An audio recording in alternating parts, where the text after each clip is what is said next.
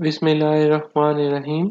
इस video lecture के अंदर हम बेसिस ऑफ क्वीन थ्योरी को डिस्कस करेंगे and at the end of this lecture you would be able to understand the concept of queen theory, and then you will also be able to learn the different types of queen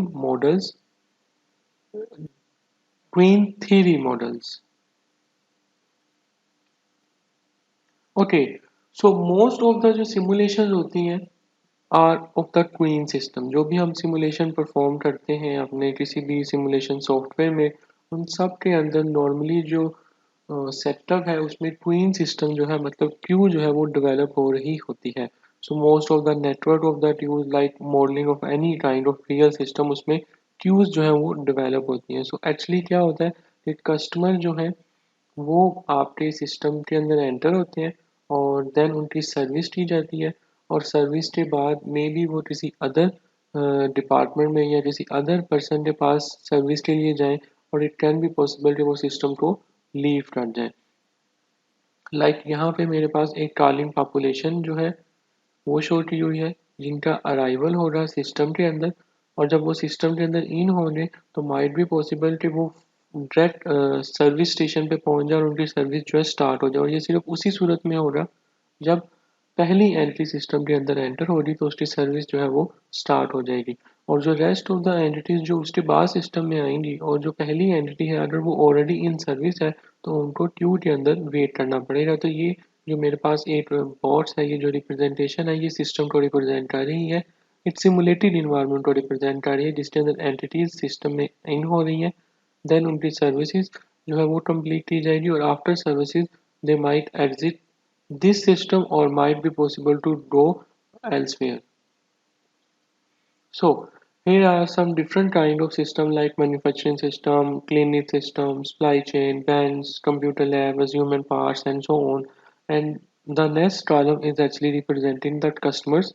like manufacturing parts के अंदर जो customer होंगे वो parts होंगे, clinic में या hospital के अंदर जो customer होंगे वो patients होंगे, and so on. different supply chain में parcels, load, truck, बैंक में customers and so on.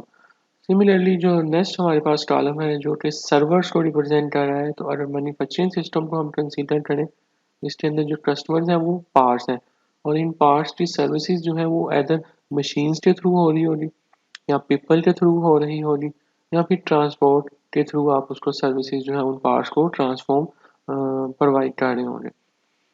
Similarly अगर हम हॉस्पिटल या क्लिनिक का एग्जांपल लेते हैं तो उसमें डॉक्टर्स, नर्स और other paramedical staff and rooms and so on and so on.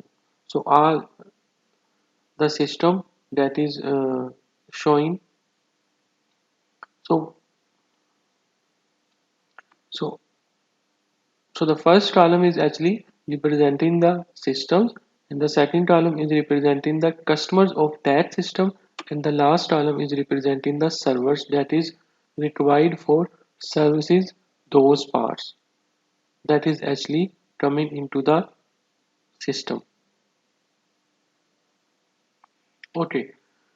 So let's discuss first single server queuing system. और सिंगल सर्वर क्यूइंग सिस्टम जो है हमारे पास इस तरह से है कि पेशेंट्स जो है वो सिस्टम में एंटर होंगे और ये उनकी रजिस्ट्रेशन का जो प्रोसेस है वो यहाँ पे कंप्लीट किया जाएगा, और यहाँ पे मेरे पास रजिस्ट्रेशन का डेस्क है. लाइक यहाँ पे मेरे पेशेंट्स जो है वो रजिस्टर्ड होंगे, लाइक उनकी सर्विसेज जो है वो यहाँ पे कंप्लीट होंगी और यहाँ सर्विसेज प्रोवाइड की जाएंगी, और सर्विसेज जब यहाँ से कंप्लीट हो जाएंगी तो वो अदर डिपार्टमेंट में या फिर अदर जो भी उनकी रिक्वायर्ड एंटिटीज हैं जहाँ पे उन्होंने मूव करना है वहाँ पे वो मूव कर जाएंगे पेशेंट, लाइक बट इस रजिस्ट्रेशन के प्रोसेस से वो डिपार्ट कर जाएंगे. तो यहाँ पे मेरे पास क्यूज को रिप्रेजेंट किया हुआ है जो कि पेशेंट्स की क्यू को रिप्रेजेंट कर रही है.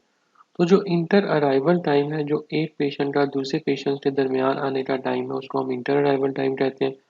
और जो सर्विस टाइम है इस रजिस्ट्रेशन डेट्स का, वो दोनों रैंडमली डिस्ट्रीब्यूटेड है. लाइक प्रोबेबिलिटी की डिस्ट्रीब्यूशन जो है हमें स्पेसिफाई करनी पड़ेगी कि कितने लाइक एक्सपोनेंशियल प्रोबेबिलिटी है या विच टाइप ऑफ प्रोबेबिलिटी जो है वो पैटर्न जो उस डिस्ट्रीब्यूशन का है वो एक्चुअली कस्टमर यूज कर रहे हैं for entering into the system, and then day in registration dates पे भी हमारी जो डिस्ट्रीब्यूशन है वो रैंडम है. It might be possible triangular हो, एक्सपोनेंशियल हो, यूनिफॉर्म हो, it can be constant, but it depends upon the data set actually. जो भी डाटा आपके पास है उसकी बेसिस पे जब आप कैलकुलेट करेंगे डिस्ट्रीब्यूशन, तो वो आप जब अपने सिस्टम में फीड करेंगे तो वो आप यहाँ पे बेसिकली स्पेसिफाई करेंगे, जिनकी बेसिस पे आपकी एंटिटी सिस्टम में इन होगी, उनकी सर्विसेज होंगी और वो सिस्टम से लीव कर जाएंगी. और it could be a node in a large tune network. Like अगर ये मेरे पास एक रजिस्ट्रेशन का डेस्क है, देन लेट्स से मेरे पास यहाँ पे एक ट्रीटमेंट रूम है, तो ये जो एक पार्ट है इसको हम एक नोड कह रहे हैं. और सेकंड मेरी एंटिटीज अगर उनको ट्रीटमेंट की ज़रूरत है तो वो यहाँ से ट्रीटमेंट के रूम में ट्रांसफॉर्म हो जाएंगे, तो ये मेरा सेकंड नोड हो जाएगा. सिमिलरली नेक्स्ट जब उनकी सर्विसेज कंप्लीट हो जाए, लेट्स से कि उन्होंने अब बिल जो है वो पे करना है, तो ये मेरा थर्ड प्रोसेस नोड हो जाएगा, प्रोसेस हो जाएगा. और बिल पे करने के बाद एंटिटीज जो है वो सिस्टम से एग्जिट कर जाएंगी. Okay, so often interested in output performance measures like metrics, like the total number of patients going from entry to exit over a fixed time period. तो normally जो single server अगर हम discuss करें या किसी भी सिमुलेशन स्टडीज को हम देखें, तो हमारा जो कंसर्न होता है वो आउटपुट परफॉर्मेंस मेजर्स के ऊपर होता है. लाइक हम ये देखना चाह रहे हैं कि total number of patients going from entry, मतलब सिस्टम के अंदर कितने पेशेंट्स एंटर हुए और कितने सिस्टम से बाहर जो है गए, लाइक एग्जिट हुए over the specified time period, जितनी भी टाइम पीरियड के लिए आपने सिमुलेशन को रन किया है. देन आप कस्टमर का एवरेज टाइम इन क्यू जो है, लाइक वेटिंग टाइम कंसीडर करना चाह रहे हैं और not counting the services time. तो ये वेटिंग टाइम जो है मीन वो टाइम जो आपका सर्विसेज को प्रोवाइड करने से पहले आपको क्यू में वेट करना पड़ रहा है, इसको हम वेटिंग टाइम इन क्यू कह रहे हैं. Then maximum time in queue, like कोई ऐसा कस्टमर भी हो सकता है जिसका मैक्सिमम क्यू में टाइम लेट से 10 मिनट्स लगा हो और रिमेनिंग जितने भी कस्टमर्स हैं उनका टाइम किसी का 5 मिनट्स हो, किसी का 4 हो, किसी का 6 हो, तो उसको हम मैक्सिमम टाइम इन क्यू से रिप्रेजेंट कर रहे हैं. नेक्स्ट है जी मेरे पास time average number of parts in queue, जो कि रिप्रेजेंट करेगा कितने नंबर ऑफ पार्ट्स मेरे क्यू के अंदर वेट कर रहे हैं. That is actually use for area under the curve जो होती, like area under the numbering queue function हम यूज करते हुए डिवाइड करेंगे तो हमारे पास length of the time period आ जाएगी. सो time average number of parts in Q, कितने टाइम के लिए नंबर ऑफ पार्ट्स ने क्यू में वेट किया है, तो वो जो एवरेज होगी वो हमारी टाइम को रिप्रेजेंट करेगी. ऑन एवरेज 10.5 मिनट या आवर्स जो है, लाइक मिनट्स के अंदर कस्टमर ने वेट किया है या नंबर ऑफ पार्ट्स जो है उन्होंने वेट किया है क्यू में. Then maximum number of patients in queue over a specified time period. Then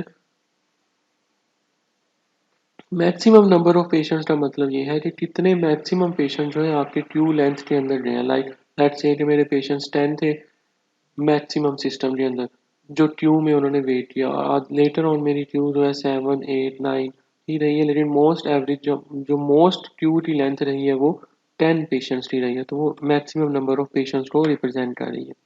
then average patient timing system, patient ने कितना टाइम जो है वो स्पेंड किया है सिस्टम में, मैक्सिमम पेशेंट का टाइम कितना था सिस्टम में, और यूटिलाइजेशन ऑफ सर्वर क्या, like portion of time busy, server कितनी देर बिजी रहा और कितनी देर आइडल रहा.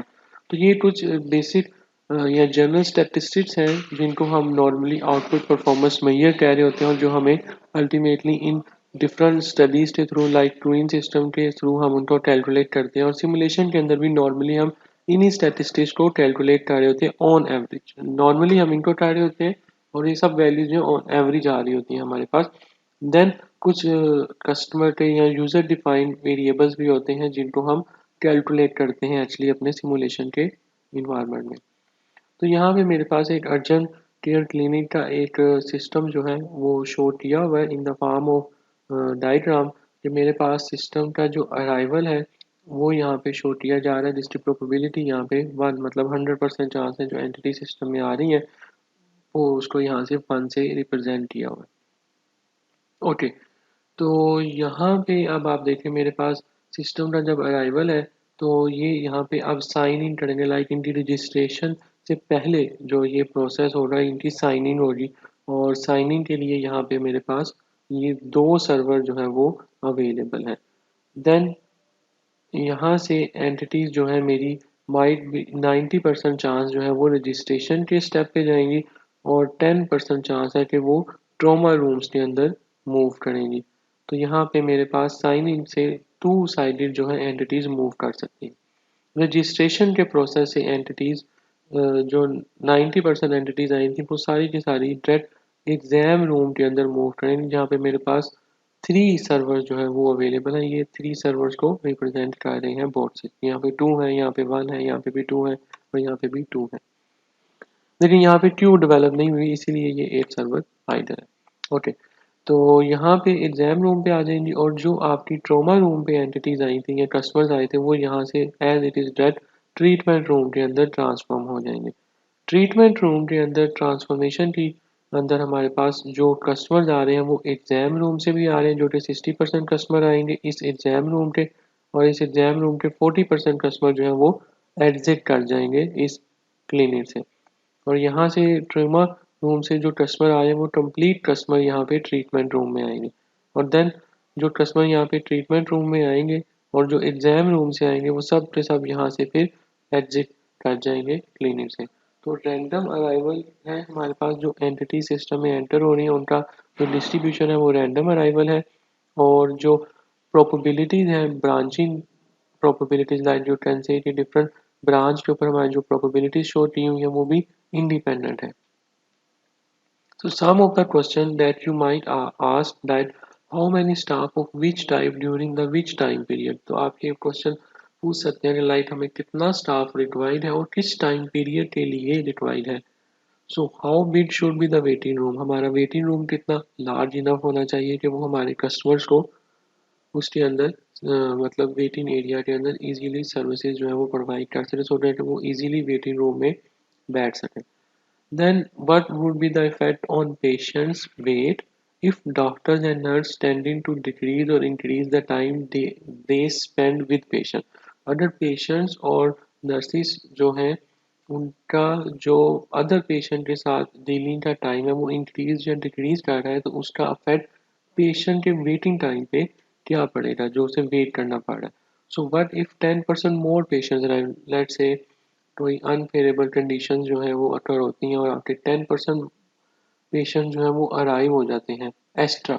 ऑन एवरेज जो पर डे का पैटर्न था कस्टमर का उनमें n% एक्स्ट्रा अराइवल रेट जो है वो ऐड हो जाता है, लाइक इंक्रीज हो जाता है। तो उस सूरत में हमारे सिस्टम पे क्या इफेक्ट पड़ेगा, पेशेंट्स पे क्या इफेक्ट पड़ेगा। Then should we serve patients in order of their activity और just first in first out. तो अगर कोई पेशेंट है जो सीरियस इमरजेंसी का पेशेंट है उसको हम किस तरह से डील कर रहे होंगे, या जो पहले पेशेंट आए हम उसकी पहले सर्विसेज करेंगे। तो ये भी एक माइट बी एबल एक क्वेश्चन हो सकता है हमारा कि हम इसको किस तरह से डील कर रहे होंगे। So the important thing, why is tween analysis important, like tween analysis इतना इम्पोर्टेंट क्यों है और इसका सिमुलेशन के साथ क्या रिलेशनशिप है, तो उसको मैं आगे चल के एक्सप्लेन करूंगा। But first let's discuss twin analysis importance, like capacity problem are very common in industry and one of the main driver of the process redesign। किसी भी प्रोसेस को रीडिज़ाइन करने के लिए जो मेन ड्राइवर है वो हमारे पास कैपेसिटी है, लाइक कैपेसिटी प्रॉब्लम्स आप कह सकते हैं। So what we have to do, we actually need to balance the cost of increased capacity against the gain of increased productivity and services। तो जो भी हमारी प्रोडक्टिविटी या सर्विसेज इंक्रीज हो रही है उनके अगेंस्ट हमारी जो कैपेसिटी इंक्रीज हो रही है हमने उनको बैलेंस करना है, किसको, कोस्ट को, इन दोनों सिचुएशन के दरमियान। सो क्वीन या वेटिंग टाइम एनालिसिस जो है पर्टिकुलरली इम्पोर्टेंट है इन सर्विसेज सिस्टम के अंदर, जो भी आप सर्विसेज प्रोवाइड करें। So large cost of waiting and lost of sales due to waiting. तो आपकी सेल जो है वो लॉस्ट हो सकती है ड्यू टू वेटिंग।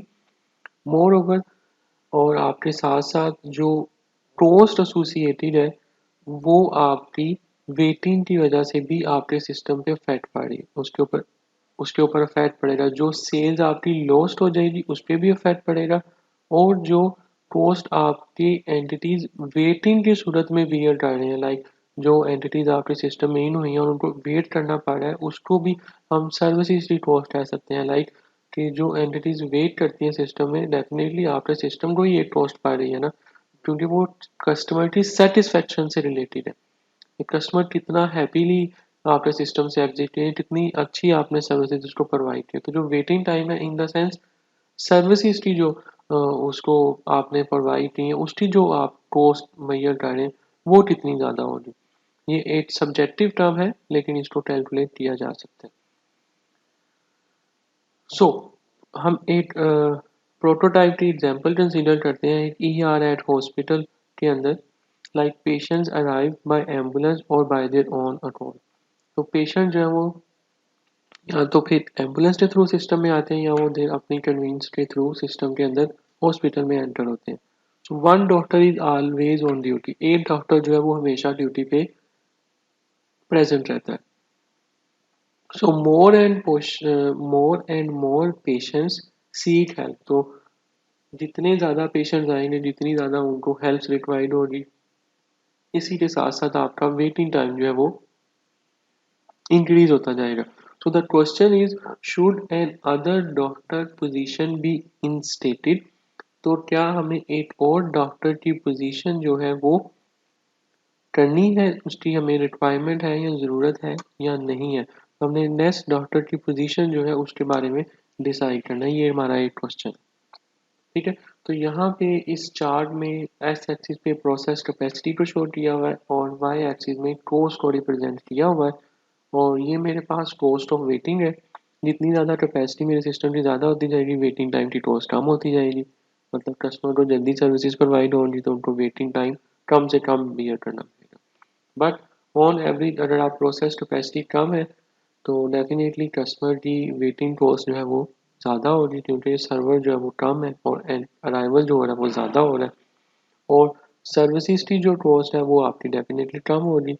बट आपकी जैसे जैसे कैपेसिटी इंक्रीज हो रही है कैपेसिटी के इंक्रीज होने से आपकी सर्विस की कॉस्ट भी इंक्रीज हो रही है। डेफिनेटली जितने ज़्यादा आप सर्वर हायर करेंगे उनकी सिस्टम पे जो कॉस्ट पड़ेगी तो वो आपकी कॉस्ट ऑफ सर्विस में आएगी, वो भी इंक्रीज होगी। तो इन सबको जब हम ट्रेड ऑफ करें तो ये हमारा टोटल कॉस्ट का जो ओरिएंटेशन है या जो रिप्रेजेंटेशन है वो यहाँ पे शो की हुई है। हमने क्या करना होता है जी, हमने बेसिकली ट्रेड ऑफ करना है कि हमारी मिड में रहते हुए हमारी कॉस्ट ऑफ सर्विस और कॉस्ट ऑफ वेटिंग टाइम जो है वो एक बैलेंस जो है उसके अंदर हम मेंटेन कर सकें। ये बहुत इंपॉर्टेंट है जो कि हम एक्चुअली अपने क्वीन के थ्रू या सिमुलेशन मॉडल के थ्रू कर रहे होते हैं कि हमारी कॉस्ट और जो कैपेसिटी है उसके दरमियान मॉडल में ट्रेड ऑफ होना चाहिए। So the goal of Queen analysis is actually minimize the sum of two costs. First one is the customer waiting cost and second one is the service capacity cost. तो ये main goal होता है हमारा queen analysis को perform करने का। So the important question have arrived, that is why we study the queen theory with the simulation. तो हम क्वीन theory को सिमुलेशन के साथ क्यों स्टडी कर रहे हैं? And the answer is terminology logic are very similar to the simulation model. आप सिमुलेशन के जो भी मॉडल बनाते हैं उसकी जो टर्मिनोलॉजी है और ट्विन सिस्टम की जो टर्मिनोलॉजी है वो बहुत सिमिलर है। Like in some cases can derive exact closed form formulas for output performance metric that is relatively used to verify or debug the simulation models। For example आप अपने simulation models के जो verification या debugging करनी होती है उसके लिए आपको ट्यूनिंग थ्योरी के जो फार्मूलाज हैं जो क्लोज फॉर्म फार्मूलाज हैं उनको आप यूज़ करते हैं अपने सिस्टम की डीबगिंग करने के लिए। तो in that case simulation model जो है जिसके अंदर कम्प्लेक्स सिस्टम होता है और it does not meet the queuing theory assumption. Definitely जो क्वीन थ्योरी की प्रॉब्लम है वो सब कोई ना कोई असम्पशन के ऊपर लाई कर रही होती है और सिमुलेशन मॉडल जो है वो रिलेटिवली कम्प्लेक्स इनफ होता है जो उन असम्पशंस को मीट नहीं कर पाता। तो हम क्या करते हैं जी, हम अपने मॉडल को ओवर सिंप्लीफाई एक्स्ट्रा असम्पशंस जो है वो प्रोवाइड करते हैं लाइक एक्सपोनेंशियल डिस्ट्रीब्यूशन और for inter arrival and the service time. And then हम क्या करेंगे, हम मॉडिफाई करेंगे अपने सिस्टम को मतलब सिमुलेशन मॉडल के सिस्टम को so that it meet the extra assumption and run for a very long time.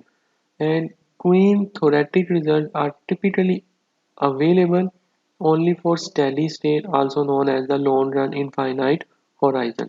तो जो क्वीन थ्योरी के हमारे रिजल्ट्स होते हैं वो एक्चुअली रिलेटिवली लॉन्ग टाइम के लिए अवेलेबल है।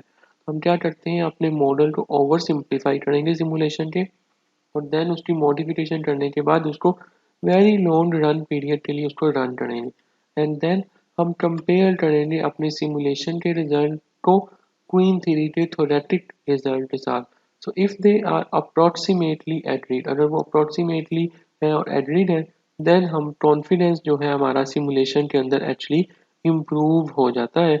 सो आफ्टर दैट या लेटर ऑन हम क्या करते हैं, अपने सिमुलेशन को अगेन रीस्टोर कर लेते हैं अपने ओरिजिनल स्टेट में, अपने मॉडल में, और that's the way it should B, जिस तरह आपने उसको पहले डिज़ाइन किया था। तो एक्चुअली ट्विन थ्योरी को अंडरस्टैंड करना इसलिए ज़रूरी है कि आपकी बहुत सारी लॉजिक जो है ट्विन theory, like waiting time into total time in system, server utilization, server idle time, busyness, ये सब चीज़ें आपकी सिमुलेशन के थ्रू भी आप मैयर कर रहे होते हैं। द इम्पोर्टेंट थिंग इज कि ट्विन थ्योरी जहाँ पे स्टॉप हो जाती है, लाइक वो आपकी ज़्यादा कम्प्लेक्स सिस्टम्स को डील नहीं कर पाती, तो सिमुलेशन मॉडल्स जो हैं वो आपके कम्प्लेक्स सिस्टम्स को डील करते हैं, आपको रिजल्ट्स प्रोवाइड करते हैं, अप्रॉक्सीमेशन प्रोवाइड करते हैं, और हमें कॉन्फिडेंस इंटरवल रिक्वायर्ड होता है, हमें स्टैटिस्टिकल एनालिसिस रिक्वायर्ड होते हैं अपने सिमुलेशन मॉडल को वैलिडेट करने के लिए। बट ट्विन थ्योरी में ऐसा नहीं होता, तो हम अपने मॉडल की वैलिडेशन करने के लिए, वेरिफिकेशन करने के लिए, डीबगिंग के लिए अपने मॉडल को फर्दर एक्स्ट्रा अजम्पशन में कन्वर्ट करते हैं, सो दैट कि हम अपने जो ट्विन के थ्योरेटिकल के रिजल्ट्स हैं उनको अपने सिमुलेशन के अप्रोक्सीमेटली रिजल्ट के साथ मैच करें और देखें कि हमारे रिजल्ट्स क्या आ रहे हैं। ओके, अब हम कुछ कंपोनेंट्स जो है basic of the queuing process के उसको डिस्कस करते हैं one by one. The first one is actually representing the input source, जो यहाँ पे आपको येलो सर्कल के साथ रिप्रेजेंट किया हुआ है, और यहाँ पे मेरे पास है ट्रॉलिंग पॉपुलेशन। तो ट्रॉलिंग पॉपुलेशन से क्या मतलब है जी, trolling population like from which the customer और द जॉब ओरिजिनेट, जहाँ से आपकी कस्टमर या जॉब्स जो है वो ओरिजिनेट होंगी, उसको हम ट्रॉलिंग पॉपुलेशन कह रहे हैं। The size can be finite और इनफाइनाइट, लाइक जो आपकी ट्रॉलिंग पॉपुलेशन का साइज है वो फाइनाइट भी हो सकता है, लाइक लेट्स से कि हमें कंफर्म है कि हमारे on average per day 20 customers आ रहे हैं, इससे ज़्यादा नहीं आ सकते, but it can be possible कि इनफाइनाइट भी आप डिफाइन कर सकते हैं। ओके, तो it can be homogeneous like one type of customer, और it can be heterogeneous like different kind of customer या जॉब जो है आपके सिस्टम के अंदर एंटर हो सकती हैं, एंड डिफरेंट जो जॉब्स एंटर होंगी डेफिनेटली उनकी सर्विसेज, उनकी प्रोसेसिंग सब डिफरेंट हो रही है, वो उसी तरह से ही आगे सिस्टम के अंदर हैंडल की जाएंगी।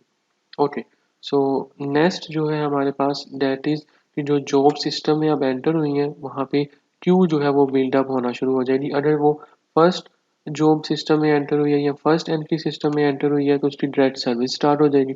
अगर वो फर्स्ट नहीं है तो फिर डेफिनेटली जो क्यू है वो बिल्ड होना शुरू हो जाएगी। देन हमारे पास सर्विस मैकेनिज्म है जो कि रिप्रेजेंट करेगा कि उसकी सर्विस किस तरह से की जाएगी, और देन जब जॉब सर्व हो जाएगी वो एक्चुअली सिस्टम से लीव कर जाएंगे। सो अब यहाँ पे आप देखें कि सिस्टम के अंदर मेरे पास एक अराइवल का प्रोसेस जो है वो एग्जिस्ट कर रहा है। हाउ, ये मेरे पास एक क्वीन सिस्टम है, ये मेरे पास इनपुट सोर्स है ट्रॉलिंग पॉपुलेशन की, और ये जो मेरा अराइवल प्रोसेस है जॉब के सिस्टम में एंटर होने का जो प्रोसेस है, ये हम बेसिकली डिटरमाइन कर रहे हैं how and when and where customer or job arrive to the system. Like important characteristic is the customer job inter arrival time, or you can say how to correctly specify the arrival process that require the data collection of inter arrival time and the statistical analysis. तो ये जो मेरी job है जो system में enter हो रही वो एक्सपोनेंशियली डिस्ट्रीब्यूटेड है, या फिर वो यूनिफॉर्म डिस्ट्रीब्यूशन है या कांस्टेंट डिस्ट्रीब्यूशन है, तो ये चीज़ें जो है हमारे इस अराइवल प्रोसेस के थ्रू इंडिकेट हो रही होंगी। नेक्स्ट जो हमारी क्यू की कॉन्फ़िगरेशन यहाँ पे लगेगी सिस्टम में, like it's actually specify the number of queues, कितने क्यूज के अंदर आपके कस्टमर जो है वो वेट कर रहे हैं। देन क्यूज की मल्टीपल कॉन्फ़िगरेशन हो सकती हैं, सिंगल चैनल हो सकती है, मल्टीपल चैनल भी हो सकती है, लाइक सिंगल स्टेशन के लिए सिंगल क्यू है, या मल्टीपल स्टेशन के लिए सिंगल क्यू है, या मल्टीपल स्टेशन के लिए मल्टीपल क्यू है, तो डिफरेंट मैकेनिज्म है क्यू के। Then their location and their effect on customer behavior or bargaining or like customer अगर आपकी ट्यूब लेंथ जो है वो फुल है, लेट्स से 20 कैपेसिटी है ट्यूब की, और वो रिमेनिंग जो नेक्स्ट कस्टमर आएगा स्पेस नहीं है तो वो बॉल कट जाएगा, या फिर वो दोबारा से राउंड लेगा और फिर दोबारा वापस आएगा और सिस्टम में इन होने की कोशिश करेगा अगर उसके पास कैपेसिटी जो है ट्यूब के अंदर अवेलेबल होगी, अदरवाइज वो वेट करेगा। सो ये जो चीज़ें आपकी इस ट्यूब के अंदर लाइट आ रही होती हैं। और मोर ओवर आप यहाँ पे जो डिफरेंट डिस्टिंक्शन है बिटवीन इनफाइनाइट और फाइनाइट कैपेसिटी का, वो आप यहाँ पे स्पेसिफाई करें। अगर इनफाइनाइट ट्यूब लेंथ है तो इट मीन्स जो जितनी भी एंटिटीज आएंगी वो सब ट्यूब में वेट कर सकती हैं, कोई इशू नहीं है। बट अगर फाइनाइट है, लेट्स से 26 की कैपेसिटी है, तो 26 से ज़्यादा डेफिनेटली कोई नेक्स्ट एंट्री सिस्टम में एंटर नहीं होगी जब तक ये ट्यूब के अंदर हमारी स्पेस जो है वो अवेलेबल नहीं होती। ओके, तो नेक्स्ट है जी हमारे पास service mechanism. Service mechanism like actually it can involve one or several service facilities which like कि आपकी जो सर्विस मैकेनिज्म है वो सिंगल सर्वर है या मल्टीपल सर्वर है, सिंगल चैनल है या फिर मल्टीपल चैनल आप कह सकते हैं।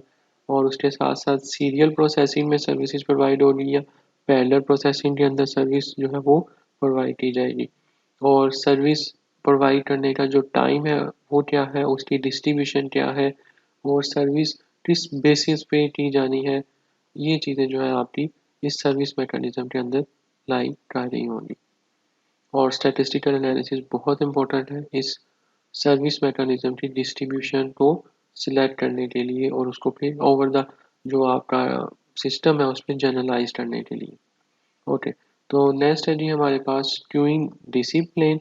और क्यू डिसिप्लिन जो है वो क्यू की कॉन्फ़िगरेशन को एक्चुअली रिप्रेजेंट कर रहा होगा कि आपकी क्यू जो है वो first in first out base है, या फिर वो लास्ट इन फर्स्ट आउट है, या फिर वो जॉब शॉर्टेस्ट जॉब फर्स्ट पहले आपने प्रोवाइड करनी, जिसका टाइम सबसे कम है पहले आपने उसको सर्विस प्रोवाइड करनी है, या फिर वो किसी मैक्सिमम वैल्यू के ऊपर डिपेंडेंट कर रही है। कोई आप लाइक होटल में जाते हैं और जो सबसे ज़्यादा टिप देगा आप पहले उसकी सर्विस प्रोवाइड करेंगे, तो कोई मैक्सिमम वैल्यू आप डिफाइन कर रहे हैं फर्स्ट। और उसके साथ साथ अर्लीस्ट ड्यू डेट की क्यू है, लाइक ये हमारी डेट ड्यू है और अर्लीस्ट है तो पहले हम इसको प्रोवाइड करेंगे सर्विस। तो ये सब चीज़ें जो है आपकी इस क्यू कॉन्फ़िगरेशन के अंदर एक्चुअली लाई कर रही होती हैं। ओके, तो नेक्स्ट है जी हमारे पास क्यू डिसिप्लिन और फिर service process. We actually already cover the queue discipline which involve the first in first out, last in first out. और क्यू कॉन्फ़िगरेशन के अंदर सिंगल चैनल या मल्टी चैनल कौन सी क्यू है वो चीज़ें आपकी इसमें आ जाएंगी। देन सर्विस प्रोसेस है। सर्विस प्रोसेस आप एक्सपोनेंशियल है, रैंडम है, अराइवल है, मतलब एक्सपोनेंशियल सर्विसेज आपकी होंगी, ट्रायंगुलर डिस्ट्रीब्यूशन है, या किस तरह से आप सर्विसेज जो है वो उस प्रोसेस के थ्रू प्रोवाइड करें, तो इसी सर्विस मैकेनिज्म में आ जाए। तो ऑलरेडी हमने कॉन्सेप्ट को कवर कर लिया है। ओके, तो यहाँ पे कस्टमर का अराइवल है, उनकी वेटिंग लाइन है और सर्वर है, और देन सिस्टम से एग्जिट है। अगेन यहाँ पे भी वही स्टेप परफॉर्म किया हुआ है, शो किया हुआ है, और यहाँ पे भी वही चीज़ शो की हुई है, but the difference is waiting line जो है यहाँ पे उसकी मैकेनिज्म जो है वो डिफरेंट है। लाइक यहाँ पे एक ही वेटिंग लाइन है और एक ही सर्वर अवेलेबल है। यहाँ पे एक ही वेटिंग लाइन है लेकिन 3 सर्वर जो है वो अवेलेबल है जो कि पैरेलल सर्विस प्रोवाइड कर रहे हैं। यहाँ पे हर एक सर्वर के लिए सेपरेट क्यू लेंथ है और हर एक क्यू लेंथ के अगेंस्ट सेपरेट यहाँ पे सर्वर जो है वो शो किए हुए हैं। तो नॉर्मली जो क्यू कॉन्फ़िगरेशन होती है आपकी कोई इन्हीं में से किसी एक पैटर्न की आपके सिस्टम के अंदर बिल्ड हो रही होती है। ओके, सो अब हम यहाँ पे एक एग्जांपल स्टडी करते हैं कार वाश से रिलेटेड, और जो हमने कंपोनेंट ऑफ क्यूइंग सिस्टम को पढ़े थे उसको हम इसके ऊपर एप्लीकेबल करते हैं। लाइक यहाँ पे मेरे पास डर्टी कार वाश की पॉपुलेशन से जो है कार्स का अराइवल होगा फ्रॉम जनरल पॉपुलेशन, यहाँ से मेरी कार सिस्टम में अराइवल हो रहा है उनका, और ये सिस्टम के अंदर एंटर हो रही है यहाँ पे। तो ये जो अराइवल टू द सिस्टम है यहाँ पे अराइवल कैरेक्टरिस्टिक्स जो हमने देखी, लाइक पॉपुलेशन का size, behaviour of arrival and statistical distribution of arrival, जो कि हमने अभी प्रीवियस स्लाइड पे कवर किया है। नेक्स्ट जो है हमारे पास इन द सिस्टम है, मतलब जो कार का अराइवल हुआ है वो सिस्टम के अंदर इन हो जाएगी। अब जब वो इन हुई है तो उसकी वेटिंग लाइन की कैरेक्टरिस्टिक्स है, लाइक लिमिटेड है या अनलिमिटेड है, और क्यूइंग डिसिप्लिन जो है वो क्या है। और देन उसकी सर्विस प्रोवाइड होगी तो वो सिस्टम से एग्जिट कर जाएगी। और जब कार आपकी या कोई भी एंट्री सिस्टम से एग्जिट कर जाएगी तो उसकी क्या कैरेक्टरिस्टिक्स हो सकती हैं, like service design, statistical distribution of services. Okay, तो नेक्स्ट है जी हमारे पास यहाँ पे queuing system performance metrics like W2 that is representing the waiting time in queue, और इसको हम W2 के साथ डोनेट करते हैं, like excluding the service time भी आप इसको कह सकते हैं। So if a network or either overall added up for all queuing wait, तो जो भी एंटिटीज आपकी वेट कर रही होंगी क्यू में उनका जो टाइम है वो हम वेटिंग टाइम इन क्यू कह रहे हैं, और हम उनको सम कर लेंगे तो हमारे पास total waiting time in queue जो है वो सिस्टम का आ जाएगा। और इंडिविजुअल स्टेशन का भी आप कैलकुलेट कर सकते हैं। देन डब्ल्यू जो कि टाइमिंग सिस्टम को रिप्रेजेंट करेगा कि आपकी जो क्यू का टाइम था और सर्विस का टाइम था वो बोथ आपका टाइमिंग सिस्टम को रिप्रेजेंट करेगा एंटिटी के। एल क्यू जो है number of entities in Q को रिप्रेजेंट करेगा, या आप इसको क्यू लेंथ भी कह सकते हैं, जो रिप्रेजेंट करेगा कि कितनी एंटिटीज आपकी क्यू में वेट कर रही थी सर्विस प्रोवाइड करने से पहले।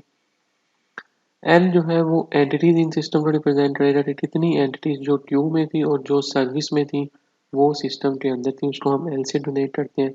और रो जो है वो हमारी सर्वर की यूटिलाइजेशन को रिप्रेजेंट कर रहा है कि नंबर ऑफ जो हमारे सर्वर हैं चाहे वो सीरियल में है या सीरियल प्रोसेसिंग में है या पैरेलल प्रोसेसिंग में है, उनकी सर्विस की जो यूटिलाइजेशन है वो क्या है, कितने टाइम वो आइडल था या कितने टाइम बिजी था, उसको हम सर्वर की यूटिलाइजेशन कह रहे होते हैं। ओके, अब हम कुछ डिफरेंट क्वीन नोटेशंस को देखते हैं जिनको हम टिंडाल नोटेशन भी कहते हैं, जो कि 1953 के अंदर टिंडाल नोटेशन के नेम से डेवलप की गई थी। और it actually aloe the key characteristics for specifying the queen model. ये एक्चुअली रिप्रेजेंट करती हैं कि आप किस क्वीन मॉडल को यूज़ करेंगे और एफिशिएंट मैनर, जो भी रिक्वायर्ड आपकी प्रॉब्लम है उसके लिए। सो टिंडाल नोटेशन जो है इसको सिंपल फॉर्मेट में डिस्क्राइब किया गया है लाइक 1/2/3। तो जो फर्स्ट वन है वो एक्चुअली रिप्रेजेंट कर रहा होता है आपके अराइवल के प्रोसेस को, और अराइवल का प्रोसेस आपकी उसकी जो एब्रीवेशन है उसको आप एम के साथ डोनेट करते हैं, like Markovian inter arrival time, like exponential distribution, तो उसको हम एम से डोनेट करेंगे। और उसके साथ साथ अगर डिटर्मिनिस्टिक इंटर अराइवल टाइम है लाइक नॉन रैंडम है, रैंडम नहीं है, तो उसको हम डी के साथ डोनेट करेंगे। हम अभी फर्स्ट वन जो कैरेक्टर है वन इसको रिप्रेजेंट करेंगे, इसको आप डिफाइन करते हैं अपने सिस्टम की जिसको आपने स्टडी करना है उसको देखते हुए कि आपका इंटर अराइवल जो अराइवल का प्रोसेस है वो इंटर अराइवल का टाइम एक्सपोनेंशियल डिस्ट्रीब्यूटेड है या फिर इंटर अराइवल टाइम जो है वो डिटर्मिनिस्टिक है, रैंडम नहीं है। देन जो सेकंड कैरेक्टरिस्टिक है आपके नंबर की वो सर्विस टाइम को रिप्रेजेंट कर रही होती है। इसमें एम जो है फर्स्ट एम वो एक्सपोनेंशियल डिस्ट्रीब्यूशन को अगेन रिप्रेजेंट करेगा, और जी जो है वो जनरल सर्विस टाइम को रिप्रेजेंट करेगा, लाइक जो आपकी नॉन एक्सपोनेंशियल डिस्ट्रीब्यूशन होगी like triangular, uniform, normal, constant, वो आप एक जी के साथ डोनेट करेंगे। और डी जो है वो डिटर्मिनिस्टिक सर्विस टाइम को रिप्रेजेंट करेगा, लाइक रैंडम नहीं होगा, आपको कंफर्म है कि सर्विस टाइम इतना ही होगा। देन फाइनली जो थर्ड कैरेक्टरिस्टिक है वो नंबर ऑफ सर्वर्स की अवेलेबिलिटी को रिप्रेजेंट कर रही है, लाइक अगर वन है तो इट मीन्स कि वन सर्वर है, टू है तो टू सर्वर्स है, थ्री है तो थ्री सर्वर्स है। So using the Kendall notation like MM1 Q refer to the queen model in which the time between arrival follow the exponential distribution and the service time also follow the exponential distribution with server or server capacity of 1। And MG3 जो है ये represent कर रहा होगा कि हमारा inter arrival time जो है वो एक्सपोनेंशियल डिस्ट्रीब्यूशन है, और जो G है वो रिप्रेजेंट कर रहा है हमारी जनरल सर्विस टाइम को, और जो 3 है वो रिप्रेजेंट कर रहा है नंबर ऑफ सर्वर कितने आपके सिस्टम में अवेलेबल है, लाइक 3 मतलब कैपेसिटी जो है वो 3 है। तो हम one by one different models को स्टडी करेंगे। अब सिंगल चैनल क्यू मॉडल के लिए हम MM1 मॉडल जो है इसको पहले देख लेते हैं, जिसको हम ये इसमें अज्यूम कर रहे हैं कि हमारा जो अराइवल है वो पॉइजन अराइवल है, और एक्सपोनेंशियल सर्विस टाइम जो है वो इसमें फॉलो किया जा रहा है। सो अजम्पशन जो है इस MM1 मॉडल की कि हमारी ट्रॉलिंग पॉपुलेशन जो है वो इनफाइनाइट होनी चाहिए, like independent between the arrival. Arrival process जो है वो हमारा पॉइजन होना चाहिए, लाइक एक्सपेक्टेड अराइवल रेट जो है वो उसको हम लैम्डा से डोनेट कर रहे हैं, और it also independent of the number of customer that is currently in the system. Then queue configuration जो है वो हमारे पास infinite length जो है वो होनी चाहिए, और इसमें रिनेजिंग और बोल्टिंग जो है वो एग्जिस्ट नहीं करनी चाहिए। Q discipline first in first out होना चाहिए। सर्विस मैकेनिज्म जो है, जो सिंगल सर्वर का, वो एक्सपोनेंशियली डिस्ट्रीब्यूटेड होना चाहिए सर्विस टाइम, जिसको हम म्यू कह रहे हैं, like expected service rate when the server is busy.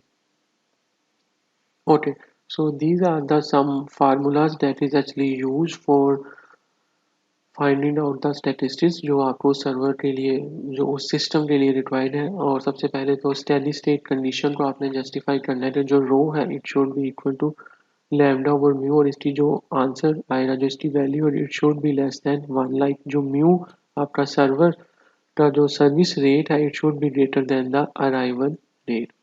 अगर आपने फाइंड करनी है probability that there are no unit in the queuing system, तो उसके लिए हम ये फार्मूला जो है यूज करते हैं, that is P naught is equal to 1 minus rho, rho is calculated as shown here, lambda over mu, so substitute this term here and then you come up with this expression that is 1 minus lambda over mu। तो आपका जो भी statistics and data set की values है वो आप इसमें substitute करके पी नोट जो है वो कैलकुलेट कर सकते हैं। Similarly, probability that n units are in the queue system, अगर आपने probability निकालनी है, लाइक मेरे सिस्टम में 10 यूनिट्स प्रेजेंट है, 20 यूनिट्स प्रेजेंट है या 50 यूनिट्स प्रेजेंट है, तो कितने परसेंट चांस है, कितनी प्रोबेबिलिटी है कि मेरे सिस्टम में इतने यूनिट्स जो है वो प्रेजेंट होंगे। तो उसके लिए हम क्या करेंगे, पी एन कैलकुलेट करेंगे, और इसकी जो एक्सप्रेशन है, जो फार्मूला है, वो इस तरह से है, rho raise to power n times 1 minus rho. So simple rho की सब वैल्यूज को आप सब्सटीट्यूट करेंगे, तो आपके पास फाइनल जो नोटेशन है वो इस तरह से बन जाएगी, that is lambda over mu raise to power n times p naught. P naught जो है वो हमारी प्रोबेबिलिटी ऑफ नो यूनिट्स को रिप्रेजेंट कर रही है। देन आपने अगर average number of units in the system calculate करना है, लाइक एल, तो इसका हमारे पास फार्मूला है lambda over mu minus lambda. Then है average number of units in the queue, like waiting line के अंदर जो आपके नंबर वेट कर रहे हैं क्यू में, इसको हम एल क्यू के साथ डोनेट कर रहे हैं, that is lambda square over mu times mu minus lambda. Next है average time the unit spend in the system, that is denoted as W and it is equal to 1 over mu minus lambda. Next, you would be able to find the average time a unit spent in the queue, like waiting line, that is WQ is donated as LQ, L subscript of Q over lambda। और जब आप यहाँ पे LQ की value जो है वो substitute करेंगे तो आपके पास ये फाइनल एक्सप्रेशन जो है वो बन जाएगा। Then you may want to calculate the probability that the server is busy, or you can say the probability that a customer has to wait, customer को wait करना पड़ रहा है या server busy है, इसकी जो हमारी, और आप इसको यूटिलाइजेशन फैक्टर भी कह सकते हैं, that is rho is equal to lambda over mu।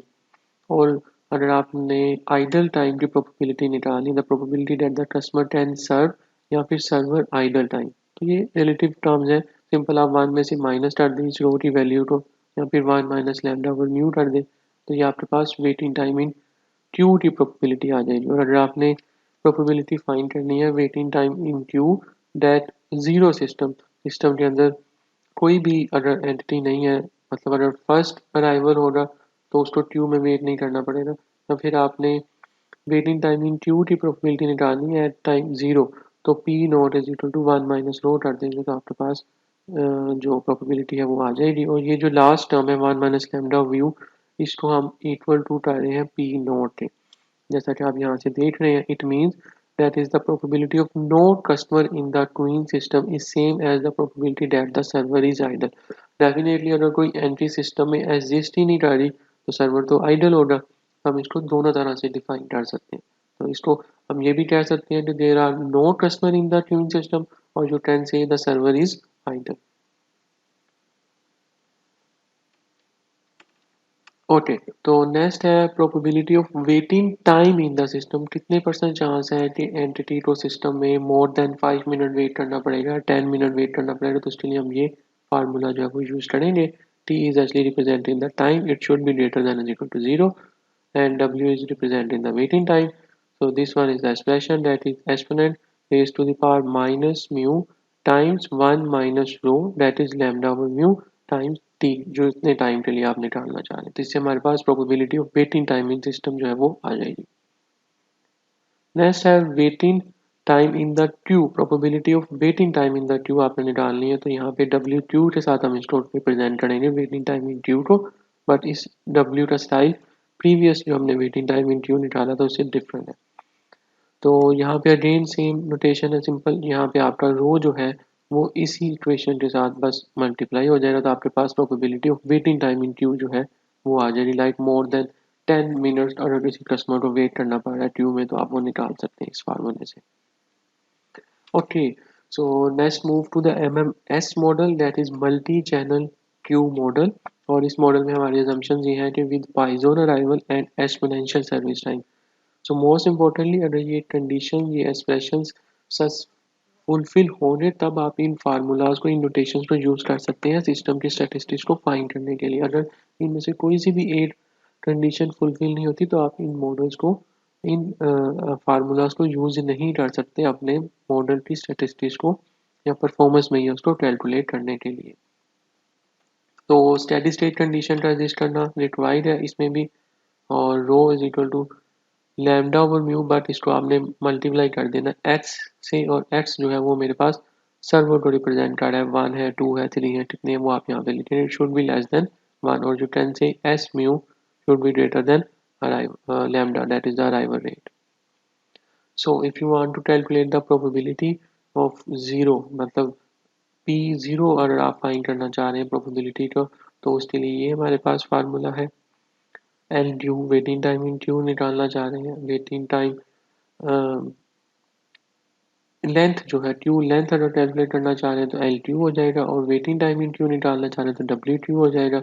इसी तरह से टोटल टाइम इन सिस्टम और total length in the system L. तो ये स्टेटिस्टिक्स जो है आप इजीली इनके अंदर सब्स्टिट्यूट करेंगे वैल्यूज को जो आपको गिवन होगी आपके मॉडल से, आपके सिस्टम से, आप इसमें सब्स्टिट्यूट करेंगे तो आपके पास सिंपल रिजल्ट्स जो है वो आ जाएंगे।